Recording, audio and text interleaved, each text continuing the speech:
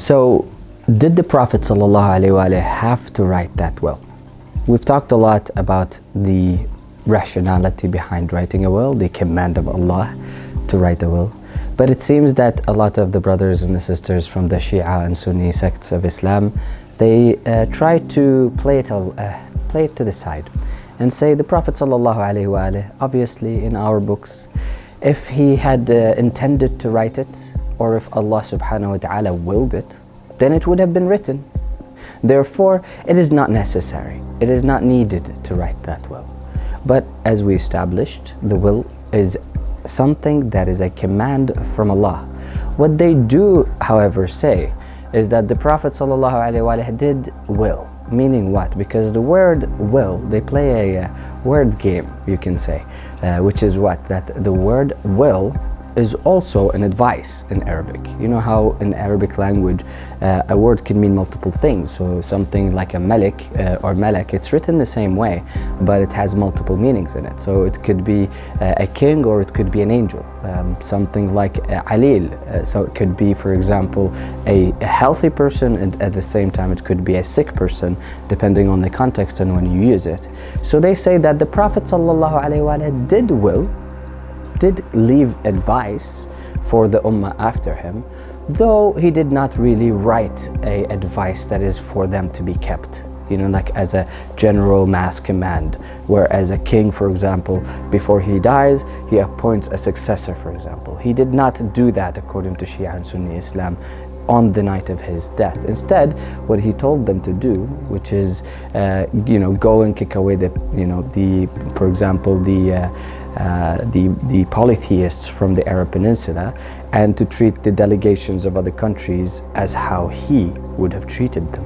As for the Shia, for example, they go a step further, and they say that Rasulullah sallallahu alaihi wasallam wrote a will about his inheritances, and that's why you find Fatima Zahra alayha salatu wasalam afterwards going to Abu Bakr, for example, right, asking for fadak, for the land that Allah subhanahu wa ta'ala has granted her as a gift when the time of the Prophet was alive.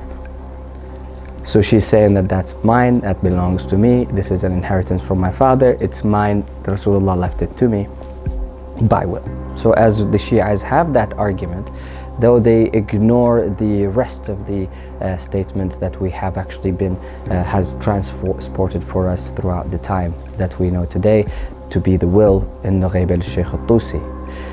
Many of them, they cannot deny it. They cannot deny that the Prophet actually alayhi salatu alayhi wasallam had written a will, and it is with the Ahlul Bayt alayhi salatu wasalam. And others cannot deny the will that is in the books. But what do they say then? They say that, this is just a will that is mentioning the names of the Imams alayhim salatu wasalam. It's not something of a proof that can be used. Like, it's there in the books, but it's not something that we can use as an evidence. Unfortunately for those brothers and sisters who think in this thought, we have a narration from al-Kafi, Shaykh al-Kulayni, for example, from the Ahlul Bayt alayhim salatu wasalam, where they used the will as a part of the 3 criteria to identify a man of God.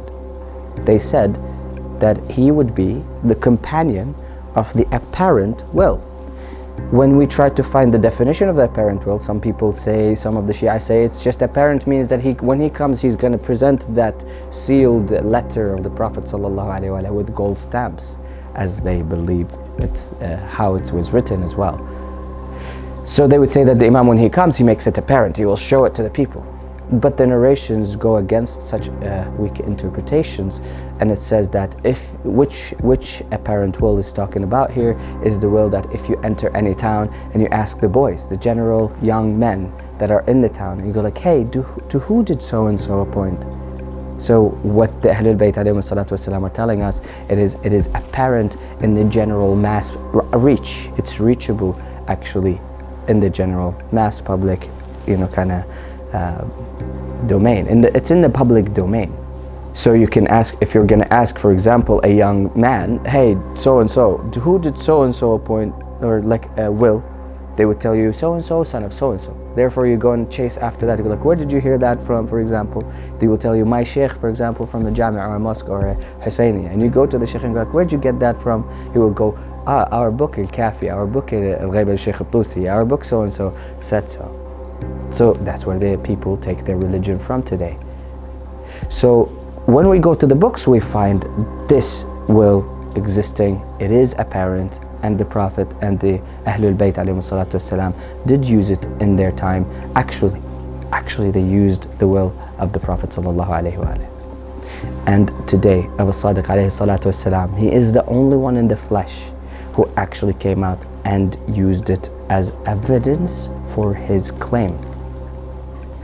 I think it is worthy of investigation. At least this whole scenario makes the call of Abu Sadiq alayhi salatu wasalam something we should stop and not kind of like endanger our akhirah by mockery or taking it lightly or laughing at it, because many people before have laughed at the true religions of God, true prophets and true messengers and true representatives of God. So why should we walk on the paths of the fools who came before and sent themselves to hellfire?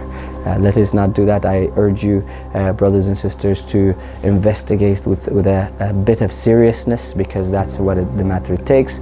And the will of the Prophet ﷺ is not a matter, is not a laughing matter.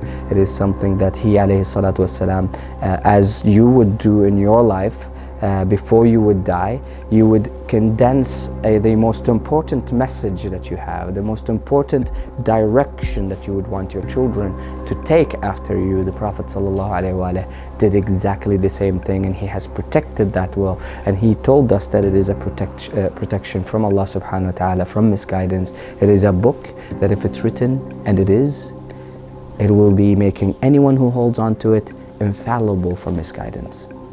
So I urge you to investigate and look deeper into this matter. Thank you so much, and assalamu alaikum wa rahmatullahi wa barakatuh.